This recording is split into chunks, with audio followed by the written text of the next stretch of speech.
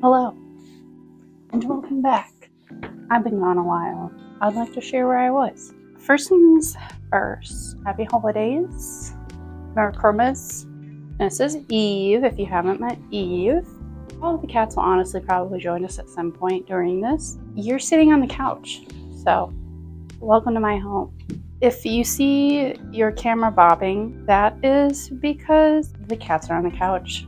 Anyway, I figured we'd dive right into it. For the sake of what I'm talking about, I'm not a doctor. This is not medical advice. I'm not telling you to go do this therapy. And if you think it can help you, consult your doctor and find out. Today, we're going to be putting together this gingerbread house kit while I catch up with you. I'm pretty excited to be catching up with you, not gonna lie, because I didn't want to stop making videos. I had planned on trying to keep uploading relatively consistently. As we know, my track record with uploading, it can be quite sporadic. You'll see what this is for in a minute. First things first, I'm the realist. The realest there will ever be. JK. Not really JK. I'm a Sag sun rising and Aquarius moon. That tells you everything you need to know about me. Do it under the table, and hopefully that'll keep the crunching to a minimum. Where did I go? It was a TMS clinic, which stands for transcranial magnetic stimulation. So before I go into how it works and all of that, I'll tell you a bit about why I chose this modality. I've struggled with depression pretty much my entire life, ever since I was about 12 or 13. In the past 3 years or so, I fiddled around with medications and trying to find something that would work for me. While they did work, personally, I didn't like how medications made me feel. I felt like I didn't have access to my full range of emotions that I would have otherwise. Having not liked that, I came across a thing called TMS therapy on none other than Reddit. What I found there was a knowledgeable community, but I also did actual research. What TMS is it's a treatment that uses magnetic pulses to stimulate nerve cells in the brain, primarily for treatment-resistant depression, but also for OCD, migraines, and smoking cessation,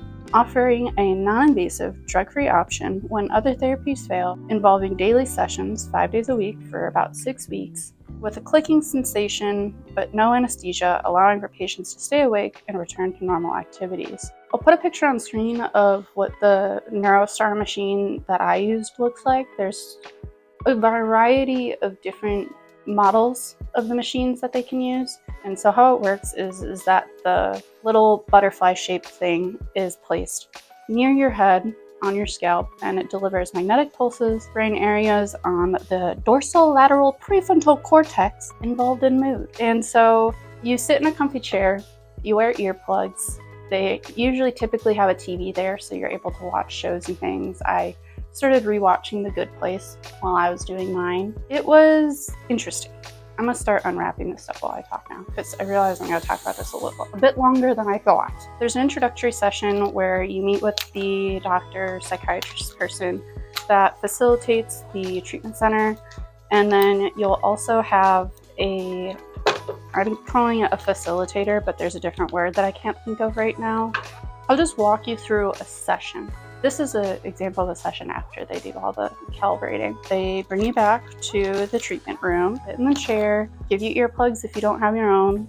After that, they will start to get the machine in place. You'll get your show started and they'll start the machine. The reason you wear earplugs is because there is fairly loud clicking sound, which is the magnet activating. Once the magnet's activated, it is done in pulses. The sensation that you feel on your head during the session is the equivalent of just going really fast. They work you up in terms of the frequency because it is quite a new sensation, so you do have to get used to it. I would say after the first 4 to 5 days of me doing it in a row, I was pretty high up to the therapeutic frequency. The worst I experienced in terms of side effects from it was the occasional scalp tenderness, occasional headaches, but nothing crazy.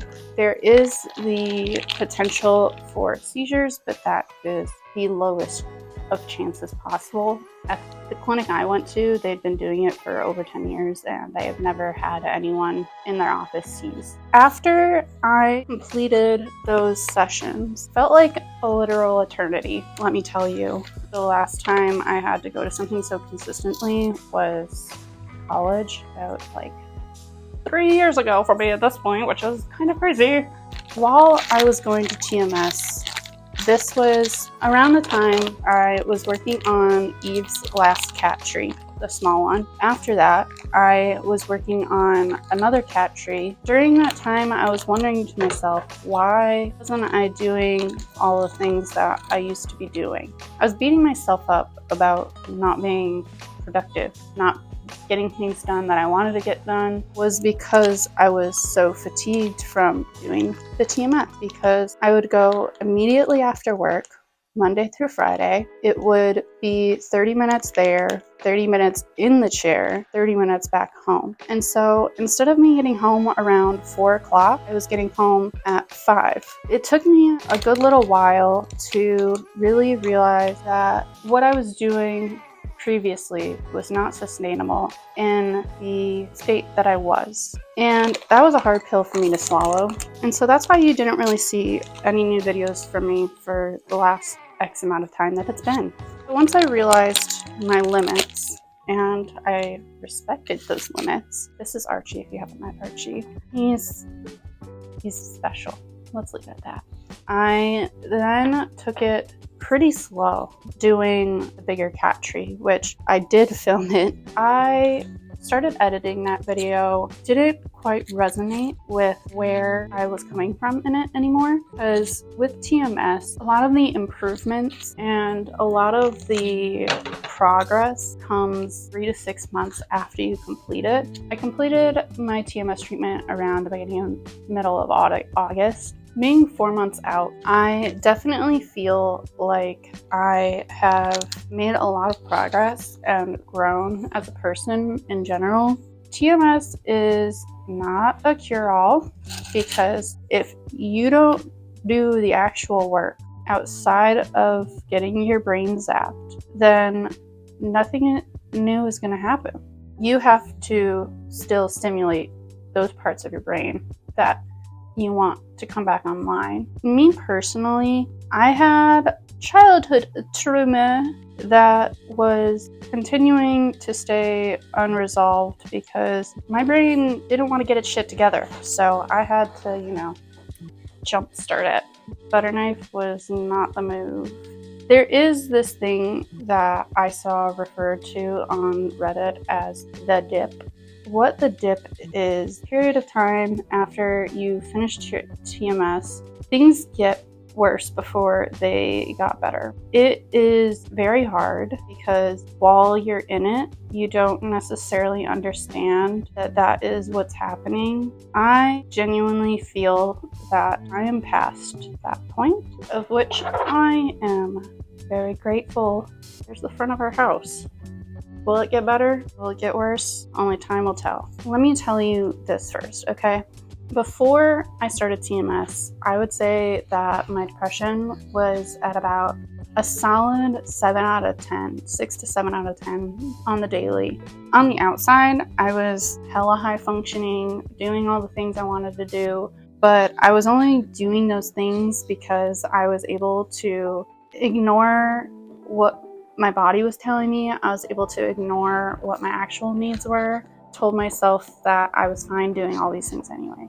What the TMS really helped illuminate for me is that rest is so important. And being 4 months out, I would say that on the daily, my depression is probably, I'm gonna go to say almost non-existent compared to how it was. And that is a possibility with TMS, to be in remission from depression. I still have bad days. I still have hard days. I still have days where it feels like I'm back at the beginning. But the important part is I don't feel as debilitated by it. I don't feel like it's the end of the world. I'm able to go through these emotions, feel them, and move through them a lot faster and more efficiently like a normal person would. I say normal person like that with a lot of sarcasm / like what the fuck even is a normal person, you know?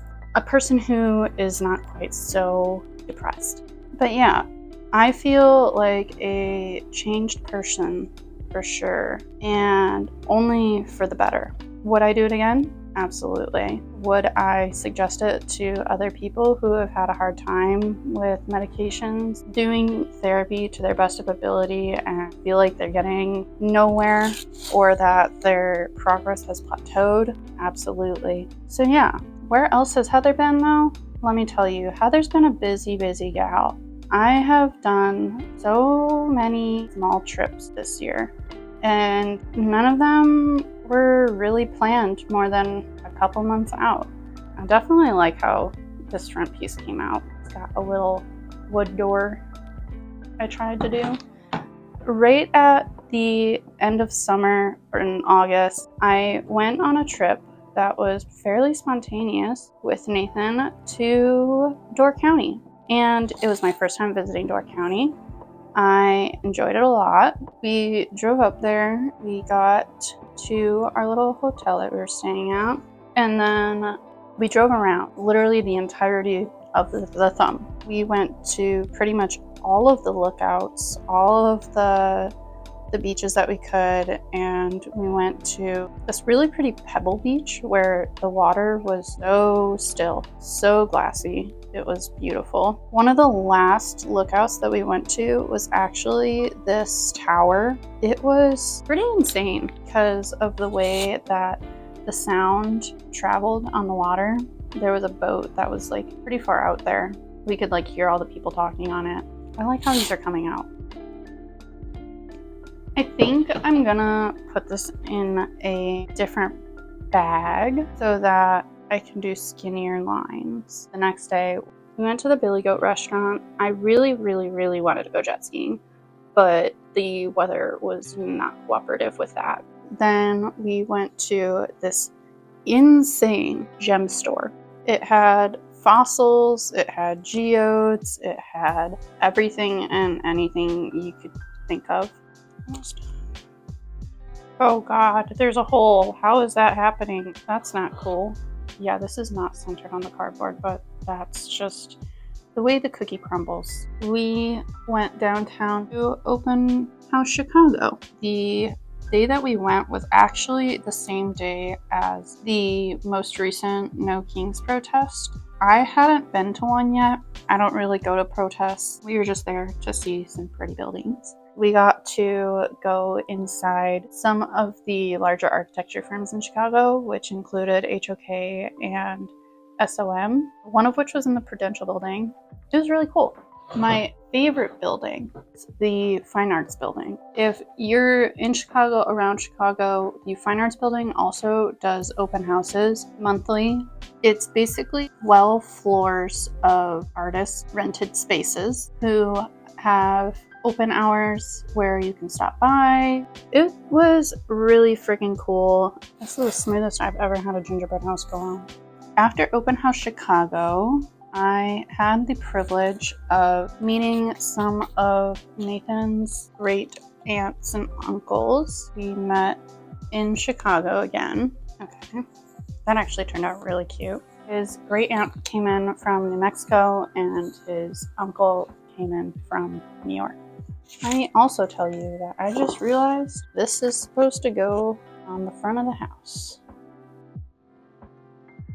When I sat down in that last clip to change the angle, 2 minutes recording, my phone died and I didn't get to finish telling you about everything. This is the little house that we came up with.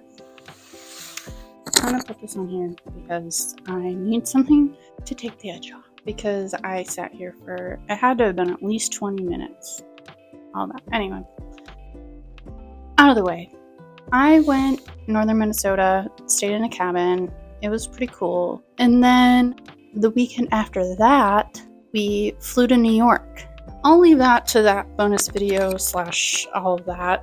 Anyway, taking a train, choo-choo, cross country to Washington. And in Washington, we're going to visit Ethan's aunt on his mother's side. I am going to take you off of there. We're going to go mobile mode, and I'm going to show you some of the other stuff that I've been up to. First things first, we're going to come over here by the windows. I did build these little interior storm windows. I did have a minor crash out though, because at the top, they don't go to the top of the window, so we just leave that closed. Next on the speed run, I had my first Friendsgiving, so we kind of rearranged the cat room. One of the most exciting things that I was working on is this cat tree, and they freaking love it. Next on the speed run is upstairs, because believe it or not, I've done even more shit upstairs. Up here, I hung this tapestry because I was tired of that entry walkway feeling super freaking plain. Next, I took down the wallpaper, that's what that's called, and I painted this wall, and I painted this wall. I still have to remove that part, but I don't feel like doing all that. Also in the news, I'm building a new shelf to go along this entire wall. And that's what's on the floor here. That's what I'm doing after this video, actually, the rest of today. Other than that, I hope you enjoyed watching what part of me putting the gingerbread house you did see together, because I had a decent time putting it together. I'm very happy with how it was decorated. And I'll see you soon, whether it be in the New York video or also on this trip to Washington. I'm going to be vlogging this entire train trip and the trip. I am Heather. Subscribe, like, come hang out. I upload whenever something's popping off in my life. It definitely isn't consistent, giving myself that grace, and I hope you do the same for yourself. And talk to you soon.